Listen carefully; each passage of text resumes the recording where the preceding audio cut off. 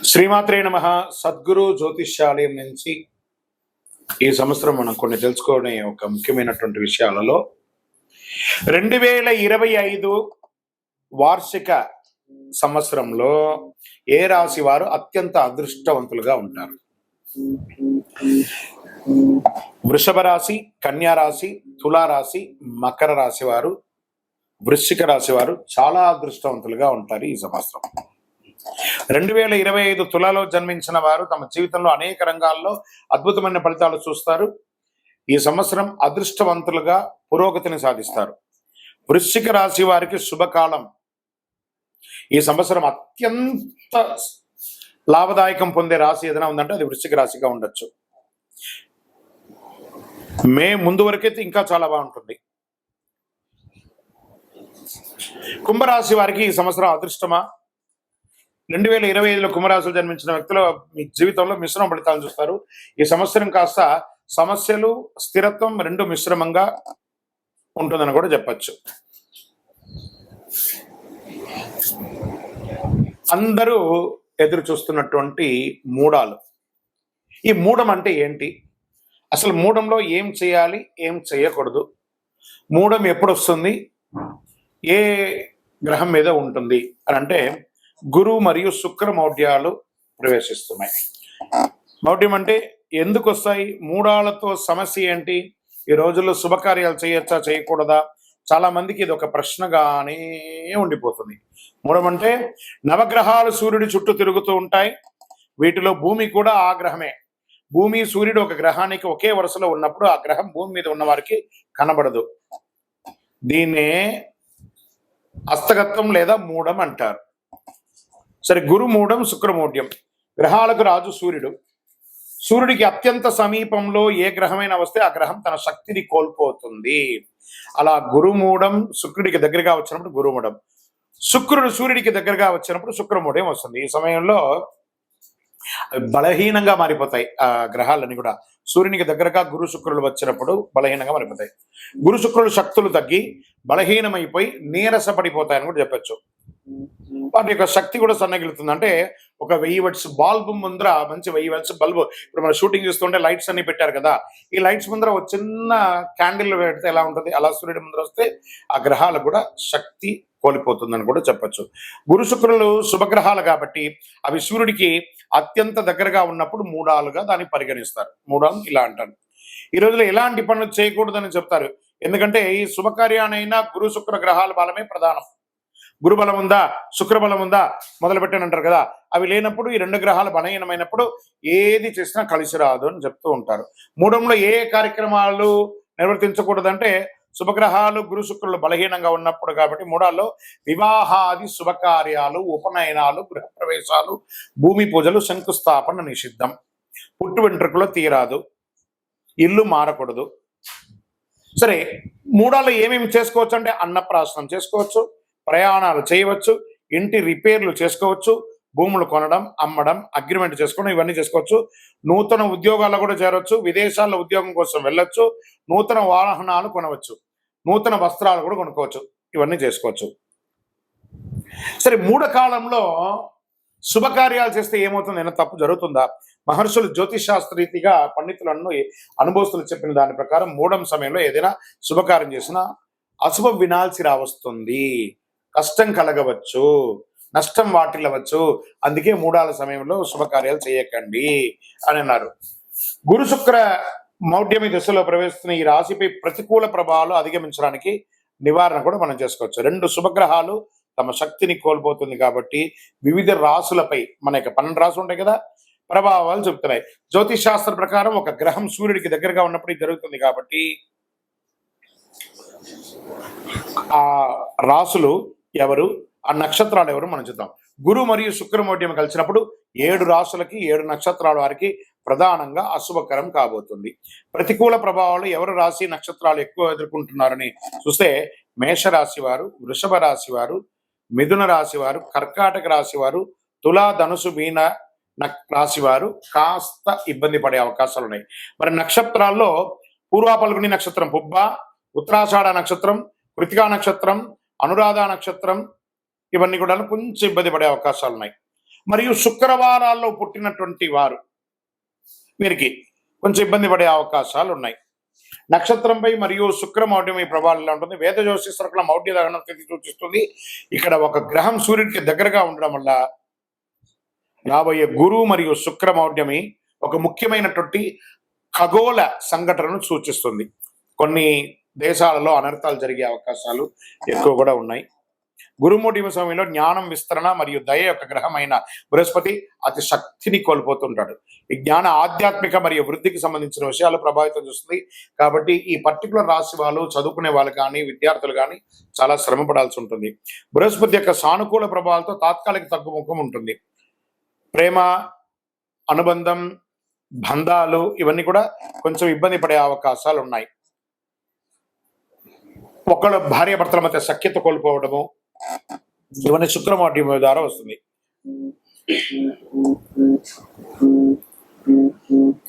వృషభ రాశిలో గురుమౌఢ్యం సమయంలో బృహస్పతి యొక్క సానుకూల ప్రభావాలు బాగా తగ్గుతున్నాయి.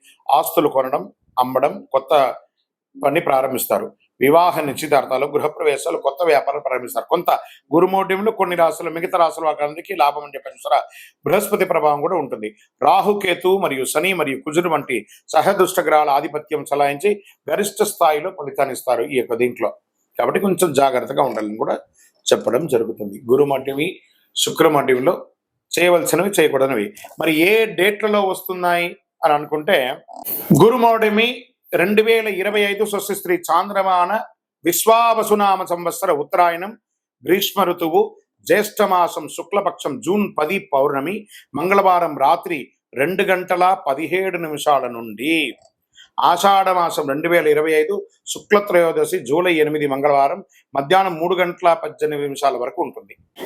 మరియు శుక్రమౌఢ్యమి ఎప్పుడు వస్తుంది అని అనుకుంటే 2025 శుక్రమౌఢ్యమి 2 సార్లు వస్తుంది. చూడండి, స్వస్తి చాంద్రమాన శ్రీ క్రోధినామ సంవత్సర పాల్గొన మాసం మార్చి 18 మంగళవారం ఉదయం 7:15 ప్రారంభమయ్యి, పాల్గొన మాసం శశిర ఋతువు ఉత్తరాయణం మార్చి 28 శుక్రవారం వరకు ఉదయం 6:30 వరకు ఈ శుక్రమౌఢ్యమి ఉంటుంది. శుక్రమౌఢ్యమి స్వస్తి చాంద్రమాన విశ్వావసునామ సంవత్సర దక్షిణాయనం హేమంత ఋతువు మార్గశిర మాసం శుక్ల దశమి ఆదివారం నవంబర్ 30 మధ్యాహ్నం 1:58 ప్రారంభమయ్యి, శుక్రమౌఢ్యమి 2026 సంవత్సరం ఉత్తరాయణం మాఘమాసం కృష్ణ ఏకాదశి ఫిబ్రవరి 13 శుక్రవారం రోజున ముగిస్తుంది. ఈ సమయాలలో శుభాది కార్యక్రమాలన్నీ కూడా నిషిద్ధమని కూడా చెప్పడం జరుగుతుంది. విజయోస్తు. కొత్త ఏడాదిలో సింహంలో కేతు సంచారం 5 రాశుల వారికి మంచి లాభాలు, భారీ లాభాలను కూడా చెప్పచ్చు. జ్యోతిశాస్త్ర ప్రకారం రాహుకేతువుల్ని చెడు లేదా క్రూర గ్రహాలు లేదా ఛాయాగ్రహం అంటారు. జ్యోతిశాస్త్రం రాహుకేతువులకి ప్రత్యేక స్థానం ఉంది. రాహుకేతువులను అంతు చిక్కని గ్రహాలుగా కూడా పరిగణిస్తారు. అయితే రాహును భౌతిక ఆనందానికి ప్రతీకగా భావిస్తారు. కేతువు మంత్ర ఆధ్యాత్మికకు బాధ్యతగా పరిగణిస్తారు. కొత్త ఏడాదిలో కేతు ప్రభావంతో కొన్ని రాశుల వారికి భారీ లాభాలు కూడా రాబోతున్నాయి. ఈ 2 గ్రహాలు నూతన సంవత్సరంలో తమ స్థానాలను మారుస్తున్నాయి. కొత్త ఏడాదిలో మే 18వ తారీఖున రాహు మీనం నుంచి కుంభంలోకి ప్రవేశిస్తున్నారు. కేతువు కన్యా రాశి నుంచి సింహరాశులకు సంచారం చేస్తున్నారు. ఈ సమయంలో ద్వాదశ రాశులపై ప్రభావం పడుతుంది. అయితే కేతు సంచారం వేళ కొన్ని రాశుల వారికి మెరుగైన ఆర్థిక ప్రయోజనాలు కలుగుతున్నాయి. ఈ జాబితాలో మీరున్నారా? ఒకసారి చూద్దామా. మీనరాశి, ఈ రాశి నుండి కేతువు 6వ స్థానం నుంచి సింహరాశిలోకి ప్రవేశిస్తున్నారు. ఈ సమయంలో మీనరాశి వారికి కొత్త ఏడాదిలో కేతు సంచారం వల్ల పూర్తి లాభదాయకంగా ఉంటుంది. అనేక కొత్త అవకాశాలు సైతం పొందుతారు. అంతేకాదు మీరు శుభ కార్యక్రమాల్లో, వివాహాది, నూతన గృహ ప్రవేశ కార్యక్రమాలు పాల్గొనే అవకాశాలు ఉన్నాయి. ఉద్యోగులకు కార్యాలయంలో మంచి పురోగతి సాధిస్తారు. పెండింగ్ లో ఉన్న పనులన్నీ పూర్తి అవుతాయి. వ్యాపారస్తులకి అద్భుతంగా ఉంటుంది. విద్యార్థులు విదేశాలకు వెళ్ళాలనుకున్న వారు, ఉద్యోగ రీత్యా వాణిజ్యపరంగా వెళ్ళాలనుకున్న వాళ్ళకి అవకాశం ఇది కొత్త ఆనందాన్ని ఇస్తుంది అని కూడా చెప్పవచ్చు. విజయోస్తు. విశ్లేషణ. మార్చి 29, 2020 షష్టగ్రహ కూటమి ఏర్పడుతుంది. గురుగారు దీని గురించి చాలా చెప్తున్నారు, దీనివల్ల ఏమైనా అపార్థాలు జరుగుతాయా లేదా ప్రళయం జరుగుతుందా అని అందరూ నా దగ్గర ప్రశ్నిస్తున్నారు.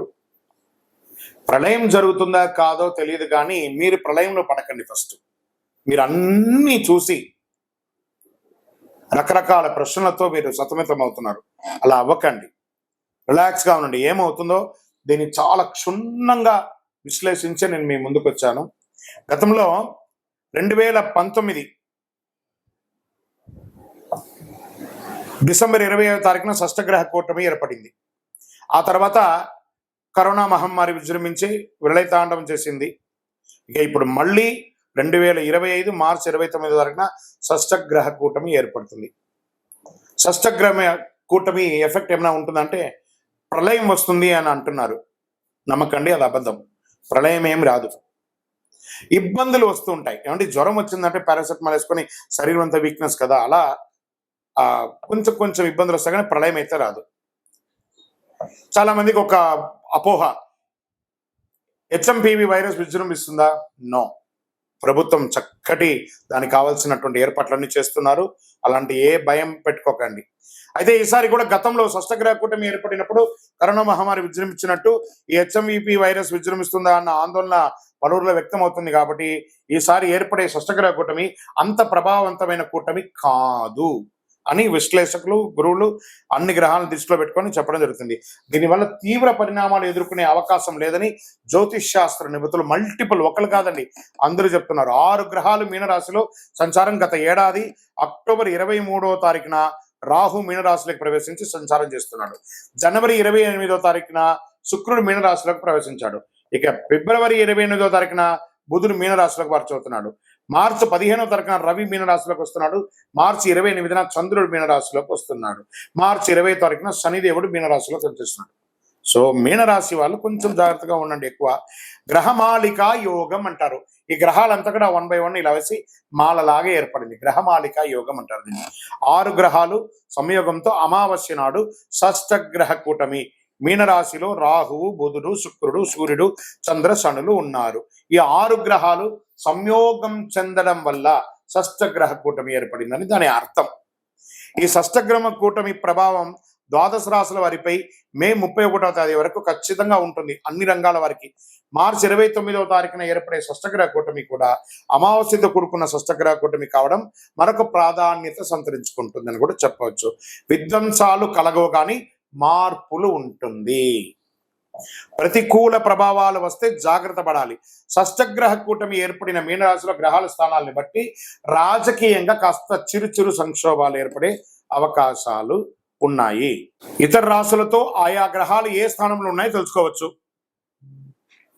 దాన్ని బట్టి నెగిటివ్ ప్రభావం ఇచ్చే జాగ్రత్తల పరిహారాలు పాటిస్తే మంచిది. ప్రకృతి విలేపాలు చిన్నగా జరుగుతుంది. భారతదేశంలో అంతగా ప్రకృతి విలేపాలు ఉండకపోవచ్చు. ఎందుకంటే మీనరాశిలో షష్టగ్రహ కూటమి రావడం అనేది గ్రహమాలిక యోగం ద్వారా ఉన్నది కాబట్టి మన యొక్క భారతదేశంలో అంతగా ఉండకపోవచ్చు. విదేశాల్లో కాస్త జల ప్రళయం, సునామీ, భూకంపం లాంటిది వస్తే రావచ్చు. ప్రకృతిలో వచ్చే వాటిని స్వీకరిస్తాం. 2025 శనిగ్రహ మార్పు ఎవరికి అనుకూలం, ఎవరికి ప్రతికూలం? ఒక 5 రాశుల వారికి అనుకూలం అని కూడా చెప్పచ్చు. జ్యోతిష్ శాస్త్ర ప్రకారం గ్రహాలలో అత్యంత నెమ్మదిగా ప్రయాణించే భగవానుడు ఎవరనంటే శనిదేవుడు, మందగమనుడు అంటారు. ఈ ఏడాది మీనరాశిలో ప్రవేశిస్తున్నాడు. శనిగ్రహ గోచార మార్పు వల్ల 2025వ సంవత్సరం కొన్ని రాశులు లాభాలు చేరుతాయి. శనిదేవుని యొక్క న్యాయ కర్మలకు అధిపతిగా ఉన్నటువంటి పరిగణిస్తున్నటువంటి శని భగవానుడు ఒక గ్రహం నుంచి మరొక రాశిలో ప్రవేశించేందుకు సుమారు 2.5 సంవత్సరం సమయం పడుతుంది. శనిదేవుడు 29 మార్చి 2025లో తన సొంత రాశి కుంభరాశి నుండి నిష్క్రమించి మీనరాశిలోకి ప్రవేశిస్తున్నాడు. ఇది చాలా ముఖ్యమైనటువంటి విషయం అండి, బాగా గుర్తుపెట్టుకోండి. మీకు తెలిసిన వాళ్ళకందరికీ కూడా షేర్ చేయండి. 10 మందికి ఉపయోగపడే ఒక అద్భుతమైనటువంటి విషయం. దీనికంటే ముందు కుంభరాశిలో రాజయోగాన్ని ఏర్పరుస్తున్నాడు. జ్యోతిష్ శాస్త్ర ప్రకారం రాజయోగం మహాపురుష రాజయోగం శుభప్రదంగా పరిగణించబడుతుంది. లగ్నం లేదా చంద్రుడి నుంచి మొదటి 4, 7 లేదా 10వ స్థానంలో శని తుల, మకర లేదా కుంభరాశిలో ఉన్నప్పుడు శని రాజయోగం ఏర్పడుతుంది. 2.5 ఏళ్ల పాటు కొన్ని రాశులకు కష్ట నష్టాల నుంచి విముక్తి కలిగిస్తున్నారు. ఈ మార్పు వల్ల ఏళ్నాడు శని, అష్టమ శని, అర్ధాష్టమ శని, సప్తమ శని, కంఠ శని, శని దోషాల నుంచి విముక్తి పొందుతున్నారు. ఈ మార్పు వృషభ, కర్కాటక, తుల, వృశ్చిక, మకర రాశుల వారు లాభపడుతున్నారు. ఈ రాశుల వారికి ఆదాయ వృద్ధి, ఆరోగ్యం, ఉద్యోగంలో పురోగతి ఉంటుంది. ఈ శని స్థానం మారడం వల్ల వృషభ రాశి వారికి శని లాభస్థానంలోకి వస్తుండడం వల్ల 2.5 ఏళ్ల పాటు జీవితంలో శుభ పరిణామాలు చేకూరుతాయి. అలాగే తులరాశి వారికి అనుకూలం. ఇప్పటి వరకు పంచమ స్థానంలో సంచారం చేసిన శనీశ్వరుడు 6వ స్థానమైన మీనరాశిలోకి మారడం వల్ల ఉద్యోగంలోనూ వృత్తి వ్యాపారాల్లోనూ తక్కువ శ్రమతో ఎక్కువ లాభం పొందే అవకాశాలు ఉన్నాయి. మరి వృశ్చిక రాశి వారికి శని పంచమ స్థానంలో మారడంతో అర్ధాష్టమ శని విముక్తి లభిస్తుంది. దీంతో ఆదాయ మార్గాలు విస్తరిస్తాయి. ఆర్థిక సమస్యలు చాలా వరకు పరిష్కారాలు అవుతాయి. మకర రాశి వారికి ఈ స్థాన మార్పుతో శుభం కలుగుతుంది. ఇంతకాలం ద్వితీయ స్థానంలో సంచారం చేస్తున్న శని 3వ స్థానానికి మారడం వల్ల ఈ రాశి వారికి 7.5 కాలం పట్టినటువంటి 7.5 సంవత్సరాలు 7.5 అనే శని నుంచి విముక్తి పొందుతున్నారు. మరి ఈ 2025వ సంవత్సరంలో శని ఎవరికి ప్రతికూలంగా ఉన్నాడు? అనుకూలమైనటువంటి రాశులు చూసాం కదా. ఇప్పుడు ప్రతికూలంగా ఎవరికి ఉన్నారు? ఈ శని గ్రహం వల్ల ఈ రాశుల వారికి 2025వ సంవత్సరంలో శని దోషం, బంగారం పట్టుకున్న బూడిదయ్యే అవకాశాలు కొంత ఉన్నాయి. ఇలా అంటున్నారు ఏంటి గురుగారు అంటే జాగ్రత్త పడవలసిందే, తప్పకుండా జాగ్రత్త పడాల్సిందే.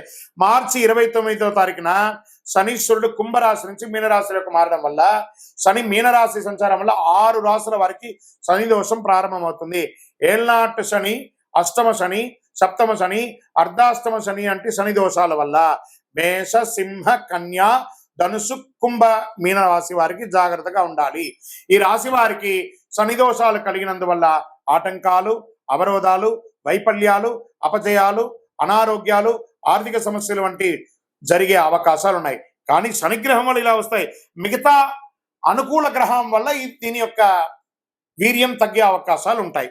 శనీశ్వరుడు మీనరాశిలో ప్రవేశించడానికి కొద్ది రోజుల ముందే ఈ రాశుల వారు శనికి తైలాభిషేకం చేయించడం, శివుడికి అభిషేకం చేయించడం మంచిది. నీలం లేదా నలుపు రంగు కలిసిన దుస్తులను ధరించడం మంచిది. ఇంద్రనీలం పొదిగిన ఉంగరాన్ని ధరించడం మంచిది.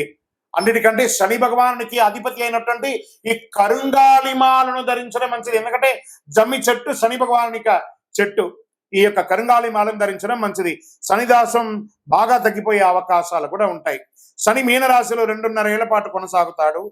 మేషరాశి వారికి వ్యయస్థానంలో శనీశ్వరుడు ప్రవేశించడం వల్ల దూర ప్రాంతాల్లో ఉద్యోగం ఉన్న స్థానం నుంచి మారడం, దూర ప్రాంతానికి బదిలీ అవ్వడం, లేదా ఆశించిన ప్రమోషన్స్ రాకపోవడం, వ్యాపారంలో మందకోటిగా రావడం, రావాల్సిన డబ్బులు సకాలంలో రాకుండా ఉండడం, పదోన్నతి, వేతనాలు పెరుగుదల వంటి ఆశాజనకంగా ఉండకపోవచ్చు.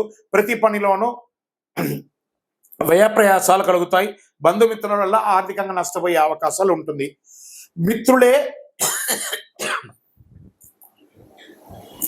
శత్రువులు అయ్యే అవకాశాలు ఉన్నాయి.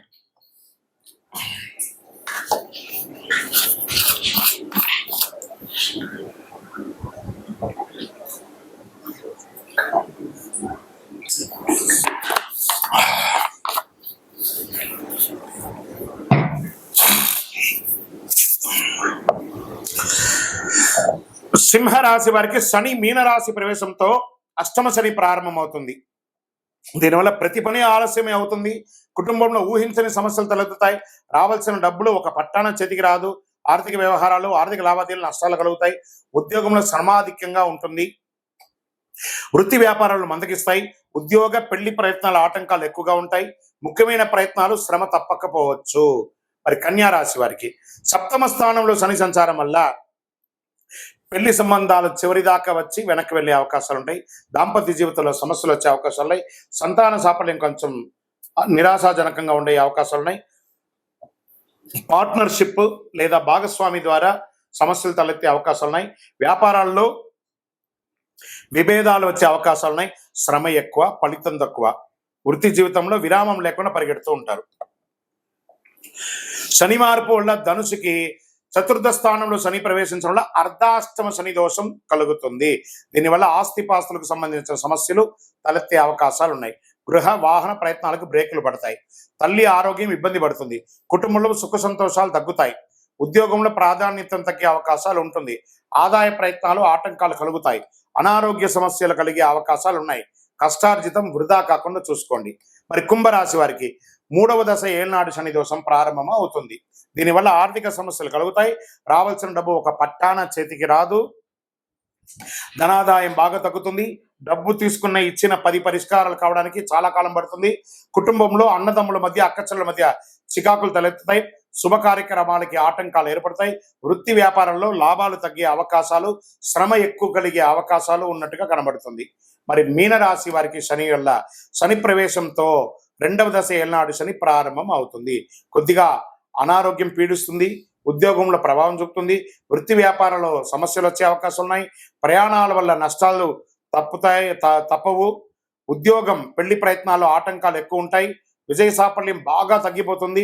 ప్రతి పనికి బాగా శ్రమపడాల్సి ఉంటుంది. విపరీతమైనటువంటి ప్రయాణాలు ఉండే అవకాశాలు కనబడుతున్నాయి. వ్యయప్రయాసాలు చాలా ఉన్నాయి. ఆర్థిక లావాదేవీలు పెట్టుకోకండి. స్పెక్యులేషన్, షేర్ మార్కెట్ అసలు ముట్టుకోకండి. విజయోస్తు. ఈ వారాహి కందదీపం, వారాహికి ఈ వారాహి అమ్మవారి యొక్క పూజ ఈ మధ్య చాలా అన్ని చోట ఆశేతి హిమాచలం పెరిగింది చూసారా. 16 శుక్రవారాలు చేస్తున్నారు. ఆ దీపాన్ని ఎలా పెట్టొచ్చు అంటే ఆ దీపంలోనే అమ్మవారిని ఆవాహనం చేయవచ్చు. ఫోటో ముందు కానీ విగ్రహం ముందు కానీ ఈ కంద దీపాన్ని పెట్టవచ్చు. కందగడ్డను శుభ్రంగా కడిగి పసుపు కుంకుమతో అలంకారం చేయాలి. కొంచెం ఆ కోసిన చోట కొంచెం దీపం వచ్చేలా కొంచెం గుంత తీసుకొని అందులో నెయ్యి పోసి దీపం పెట్టాలి. కంద దీపం పెట్టిన సమయంలో మామూలు దీపం కాకుండా రెగ్యులర్ దీపం కూడా ఒకటి పెట్టాలి. కంద దీపంతో పాటు నార్మల్ దీపం కూడా ఒకటి పెట్టాలి. అమ్మవారికి ధూపదీప నైవేద్యం సమర్పించాలి. అష్టోత్తరం కానీ సహస్రనామంతో కానీ మూలమంత్ర జపంతో కానీ పూజించుకోవాలి. కంద దీపం పెట్టిన రోజు దుంపలు, తేనె, లడ్డులు ఇలాంటివి నివేదన చేయవచ్చు. కంద దీపం మరుసటి రోజున అదే కందను ప్రసాదంగాను వంట చేసుకొని తినవచ్చు. కంద తినని వారు గోవుకి తినిపించవచ్చు. ఇలా ప్రతి శుక్రవారం రాత్రి చేస్తే మీకు ఉన్న ఆటంకాలన్నీ తొలగిపోయి ఐశ్వర్యం సంకల్పిస్తుంది. ముఖ్యంగా గొడవలు, నిందలు ఇవన్నీ తొలగిపోతాయి. వివాహం కాని వారికి వివాహం త్వరగా అయ్యే అవకాశాలు ఉన్నాయి. ఇల్లు కొనుక్కోవాలన్న వారికి, భూమి కొనుక్కోవాలన్న వారికి వారాహి కదా అమ్మవారు, ఆ వారాహి అమ్మవారిని ప్రార్థన చేయడం చాలా అద్భుతం కలుగుతుంది. రాత్రిపూట సమయం వరకు ఉపవాసం అవసరం లేదండి. కొంచెం మంది ఉండాలనుకుంటే ఉండొచ్చు, లేని పక్షంలో దీనికి ఉపవాసం ఉండలేదు. ఆ ఒక్కరోజు మాత్రం మధుమాంసాలు తినకుండా దూరంగా ఉంటే మంచిది. సాయంత్రం పూజ మొదలుపెట్టే సమయానికి మళ్ళీ చక్కగా పళ్ళు దొంగకొని దంత సేవనంతా చేసుకొని తలస్నానం చేసి పెట్టుకుంటే చాలా మంచిది. మన శరీరంలో దుర్గంధం రాకూడదు. ఈ దీపం వెలిగించినప్పుడు చినిగిన బట్టలు ధరించకూడదు. అసహనం ఏదైనా కూర్చోలేని ఇబ్బంది కలిగే అసహనంగా కూర్చోకూడదు. మంచి ఆసనం వేసుకొని కూర్చోవాలి. పూజ మధ్యలో ఫోన్ లాంటిది వస్తే ఆపి మాట్లాడడం లాంటిది అంతా చేయకూడదు. ప్రదోష కాలం సంధ్యా సమయంలోనే ఈ పూజను చేయాలని చెప్పడం చాలా విశేషం. ఎవరైతే ఈ యొక్క వారాహి కంద దీపం వెలిగిస్తారో వాళ్ళ జీవితంలో అద్భుతాన్ని సాధిస్తారు. విజయోస్తు. పులిపంజా చీల్చి కోటీశ్వరులయ్యి కుబేరుడు జీవితకాలం సంపదను కురిపించే రాశులు శని భగవానుడి ద్వారా కొంతమందికి రాబోతుంది. క్రమశిక్షణకు సహనాన్ని నేర్పే దేవుడైన శనిదేవుడు పూర్వభాద్ర నక్షత్రంలోకి ప్రయాణం చేస్తున్నారు. శనిదేవుడు 9 గ్రహాలలో నీతిమంతమైనటువంటి గ్రహుడు అని చెప్పచ్చు. శని ఈశ్వర శబ్దం కలిగిన వాడు. మనం చేసే ప్రతి పనిని బట్టి మన ప్రతిఫలాలను ఇచ్చే శనిదేవుడు న్యాయదేవతగా కూడా గుర్తింపు పొందిన వారు అనమాట. అటువంటి శనిదేవుడు ఒక రాశి నుంచి మరొక రాశిలో మాత్రమే కాదు, ఒక నక్షత్రం నుంచి మరొక నక్షత్రంలో కూడా సంచారం చేస్తున్నారు. శని సంచారం అతి నెమ్మదిగా చాలా స్లోగా ప్రయాణించే గ్రహమైన శనిదేవుడు 2.5 సంవత్సర కాలం ఒకే రాశిలో ఉంటాడు. ప్రస్తుతం కర్మవీరుడు అయిన శనిదేవుడు 30 సంవత్సరాల తర్వాత తన సొంత రాశిలో ప్రయాణం చేస్తున్నాడు. 2020 అయినటువంటి తన స్థానాన్ని మార్చుకుంటూ గజకేసరి యోగంతో 2025లో కొన్ని రాశాలకి కుంభస్థలాన్ని బద్దలు కొట్టి ఇస్తున్నారన్నమాట. కొన్ని రాశుల వారికి పూర్వభాద్రలో శని సంచారం ఇక అద్భుతాన్ని ఇవ్వబోతున్నారు. శని పూర్వభాద్ర నక్షత్ర సంచారం అన్ని రాశుల వారిపై ప్రభావం చూపిస్తుంది. అయితే కొన్ని రాశులకు మాత్రం ఇది లబ్ధిని కూడా చేకూరుతుందని చెప్పచ్చు. ఈ రాశులు ఏమిటో ప్రస్తుతం తెలుసుకుందాం. వృశ్చిక రాశి, పూర్వభద్ర నక్షత్రం, శని సంచారం. వృశ్చిక రాశి వారికి సంతోషం కలుగుతుంది. మకర రాశి వారికి నక్షత్ర సంచారం కారణంగా మకర రాశి జాతకులకి ఏ పని చేసినా సానుకూలం కలుగుతుంది. నిరుద్యోగులకు నిరుద్యోగం వస్తుంది. వృషభ రాశి వారికి శని నక్షత్ర సంచారం అనేక యోగాలను తీసుకురాబోతుంది. ఈ సమయంలో వివాహం కాని వారికి వివాహం, ఉద్యోగం లేని వారికి ఉద్యోగం, రాజకీయంగా ఉన్న వారికి ఎదుగుదల, భూమి పట్టా పెట్టుబడి ఎన్ని రకాలుగా అనుకూలంగా కుబేర సంపదను పొందబోతున్నారు శని భగవానుడి వల్ల. విజయోస్తు. అందరూ కూడా ఈ సమయంలో ఏం చేయాలంటే శని భగవానికి మీ యొక్క వయస్సు ఎంత ఉందో అన్ని దీపాలు వెలిగించండి, ఆయన దగ్గర ప్రార్థన చేసేయండి. శనీశ్వర దేహి మే బుద్ధి వైశిష్ట్యం, దేహి మే నిత్య యవ్వనం, దేహి మే పరమానందం, దేవదేవ జగత్పతి. జమ్మి చెట్టు ఉంటే ఆ జమ్మి చెట్టుకి ప్రదక్షిణ చేయండి. జమ్మి చెట్టు యొక్క తరువాయి భాగమే యొక్క కరుంగాళి మాలను ధరించండి. కరుంగాళి మాలను ధరించుకొని నవగ్రహాలకి ప్రదక్షిణ చేయండి. చూడండి మీరు ఎన్ని అద్భుతాలు పొందబోతున్నారు. విజయోస్తు. ఈ తదాస్తు దేవతలు అంటే ఏంటి? తదాస్తు అంటారు చూసారా, కొన్ని సమయాల్లో అపశకునం పలకూడదు అంటారు కదా. తదాస్తు దేవతలు అంటే ఎవరు? వీటి గురించి ఏమైనా ఎక్కడైనా చెప్పబడిందా? దీనికి ఏమైనా ప్రామాణికం ఉందా అంటే వేదాలలో అనుమతి అనే ఒక దేవత ఉంది. యజ్ఞయాగాది సత్కారాల్లో ఆచరించేటప్పుడు ఈ దేవతలను స్మరిస్తే వారికి కార్యసిద్ధి కలుగుతుంది. యజ్ఞ ప్రకరణలో పేర్కొనబడింది అనమాట. ఈయన అనుమతి దేవతలతోనే సామాన్య భాషలో తదాస్తు దేవతలు అంటుంటారు. సత్కర్మం జరిగే పవిత్ర ప్రదేశాలలో వారి నివాస స్థానం. అశ్విని దేవతలే తదాస్తు దేవతలు. వీరు విశ్వకర్మ అంశ అయినటువంటి సూర్యుని కుమారులు. అశ్వరూపంలో సూర్యుడు ఛాయాదేవి సంభోగించడం మూలంగా వీరు జన్మించారని కూడా చెప్పబడుతుంది. మహాభారతంలో పాండురాజు భార్య మాద్రికి మంత్ర ప్రభావంతో నకుల సహదేవులుగా జన్మించారు. అంతేకాదు ఆయుర్వేదాన్ని దక్ష ప్రజాపతి నుంచి అభ్యసించిన ఇంద్రునికి నేర్పించారు. వీరి సోదరి ఉష. ఆమె ప్రతిరోజు వీరిని బ్రహ్మ ముహూర్తంలో మేల్కొల్పుతుంది. ఆ తర్వాత వారు తమ సోదరి ఉషను ముందు కూర్చోబెట్టుకొని రథాన్ని అధిరోహించడం, తూర్పు నుంచి పడమరకు ప్రయాణం చేయడము పురాణ వర్ణనంగా చెప్పడం జరుగుతుంది. ఏం మాట్లాడినా తదాస్తు దేవతలు అంటుంటారు. జాగ్రత్త అని పెద్దలందరూ కూడా చెప్తూ ఉంటారు. బూతులు మాట్లాడకు, చెడు మాట్లాడకు, అపశమనం మాట్లాడకు అంటుంటారు కదా. ఈ యొక్క తదాస్తు దేవతలు అందరూ అక్కడి నుంచి పారిపోతూ ఉంటారట అలాగని మనం చేస్తే. ముఖ్యంగా సంధ్యా సమయంలో ఈ దేవతలు సంచరిస్తారని అంటుంటారు. పదే పదే చెడు మాటలు వ్యక్తం చేస్తే అదే జరుగుతుందట. తదాస్తు అనేది స్వవిషయంలో వివరిస్తుంది. ధర్మానికి విరుద్ధంగా ఉచ్చరించకూడదని మాటలు. పదే పదే అంటే దేవతలు వెంటనే తదాస్తు అంటూ ఉంటారు. వీరిని తదాస్తు దేవతలు అంటుంటారు. సంధ్యా సమయంలో స్వవిషయంలో పలుమార్లు అంటే ఆ దృశ్యాలు సూచించిన దేవతలు తదాస్తు అంటుంటారు. కాబట్టి ఇది అలాగే జరుగుతుంది. కాబట్టి చెడు మాట్లాడకండి, ఎప్పుడు మంచి మాట్లాడండి అని చెప్తూ ఉంటారు. దీనివల్ల ఏమవుతుంది? ఆరోగ్య క్షీణం అవుతుంది, అనారోగ్యం అవుతుంది, దారిద్ర్య చిహ్నంగా ఉండొచ్చు, అవాస్తవాలు పలకడం మంచిది కాదు అంటారు. కాబట్టి సంధ్యా సమయంలో కానీ ప్రాతకాలంలో కానీ చెడు మాట్లాడకూడదు అంటారు. అందుకే తదాస్తు దేవతగా నివసిస్తుంటారు కాబట్టి తదాస్తు ఉంటుంటారు కాబట్టి చెడు మాట్లాడకండి. విజయోస్తు. జ్యోతిశాస్త్రంలో ఉన్నటువంటి రహస్యాలు మీకు తెలుసా? సూర్యుడు పితృదేవతల్ని దూషిస్తే రవికి కోపమట. సూర్యదేవునికి ఎదురుగా మలమూత్రాదులు విసర్జించడం, దంతం పళ్ళు దోముకోవడం, ఎంగిలి ఉమ్మడం సూర్యుని చూస్తూ చేయకూడదట. చంద్రగ్రహం అద్దం పుట్టడానికి చంద్రుడు కారణమట. అందుకే అద్దంలో దిగంబరంగా బట్టలు లేకుండా నిలబడడం, వెక్కిరించడం ఇలాంటి పనులన్నీ చేయకూడదట. దానివల్ల ఆరోగ్య క్షీణం అవుతుంది అంటారు. కుజగ్రహం అప్పు ఎగ్గొడితే కుజుడికి కోపమట. వ్యవసాయ పరంగా మోసం చేస్తే ఊరుకోడట. కాబట్టి వ్యవసాయదారుని చాలా చక్కగా చూసుకోవాలి. బుధగ్రహం బుధుడికి చెవిలో వ్రేలు పెట్టి తిప్పుకొనడం, ఇలా పెట్టుకోవడం. మనకు తాళాలు ఉంటాయి చూసారా, స్కూటర్ తాళం, కారు తాళం, లేకపోతే పిన్నీసు, దాన్ని పెట్టుకొని గిక్కోవడం ఇవన్నీ ఇష్టం ఉండదు బుధగ్రహానికి. అందున బుధవారం అసలే చేయకూడదు. వ్యాపారాన్ని అశ్రద్ధ చేసిన, జ్ఞానం ఉందని విర్రవీగిన బుధుడికి ఇష్టం ఉండదట. గురుగ్రహం సర్వశాస్త్రాలను తెలిపిన గురువు బృహస్పతి ఎవరైనా గురువుని కించపరిచి మాట్లాడితే గురుదేవునికి అనుగ్రహం కలగదట. మన టీచర్స్, మన ఉద్యోగస్తులు, పై అధికారులు, బ్రాహ్మణోత్తములు, గురువులు, ఎవరెవరైతే మన యొక్క వృత్తి వ్యాపారంలో ఉన్నటువంటి గురువులు, ఏ గురువునైనా కూడా నిందించకూడదు. తుల్య నిందార్ స్థితిర్మౌని, సైలెంట్ గా ఉండాలంట. గురువుని ఎక్కిరించి మాట్లాడడం, లెక్చరర్స్, టీచర్స్ వాళ్ళందరినీ అలా చేయడం వల్ల గురువుకి కోపం వస్తుందట.